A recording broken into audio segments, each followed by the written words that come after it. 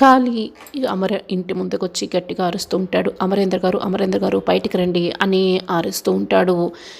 రాథోడ్ ఎంత చెప్పినా వినరు. కాళీ అరుస్తూనే ఉంటాడు. బాగి బయటికి వస్తుంది.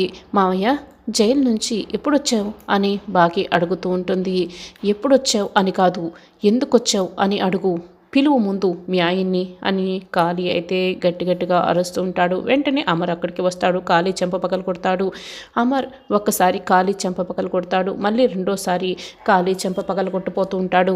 కాళీ ఈసారి అమర్ చేతిని పట్టుకుంటాడు. మీ మంచితనాన్ని, మీ నమ్మకంతో మీరు చూడలేని నిజాన్ని మీకు నిజం చెప్పడానికి నేను ఇక్కడికి వచ్చాను అని కాళీ చెప్తాడు. ఏంటి మామయ్య ఆ నిజం అని బాకి అడుగుతూ ఉంటుంది. ఈ ఇంటి కోడలు, ఈయన గారి భార్య, ఈ పిల్లల తల్లి, ఏ పాపం తెలియని ఆమె చావు వెనుక ఎవరున్నారు, ఎవరి స్వార్థం ఉందో చెప్పడానికి వచ్చినా అని కాళీ చెప్తాడు. ఈయన్ని పెళ్లి చేసుకోవడానికి ఆమె అడ్డుగా ఉందని ఆమెని చంపించుండ్రు. రెండోసారి మిమ్మల్ని పెళ్లి చేసుకోవడానికి చూస్తే మధ్యలో బాగి అడ్డు వచ్చిందని బాగి ప్రాణాలు తీయటానికి కూడా చాలాసార్లు ప్రయత్నించారు. అలా బాగీని కూడా అప్పటి నుంచి చంపడానికే చూస్తుండ్రు అని కాళీ అంటాడు.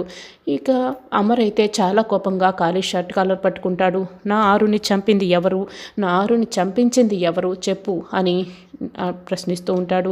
మీ భార్యను చంపించింది ఎవరో కాదు, మనోహరియే అని కాళీ నిజం చెప్పేస్తాడు. ఇక సదాశివం, బాగి, నిర్మలమ్మ, రాథోడ్ అందరూ షాక్ అయి వింటూ ఉంటారు. అమర్ ఒక్కసారిగా మనోహరి అని గట్టిగా అరుస్తూ ఉంటాడు. గదిలో ఉన్న మనోహరి అయితే చాలా కంగారు పడిపోతుంటుంది.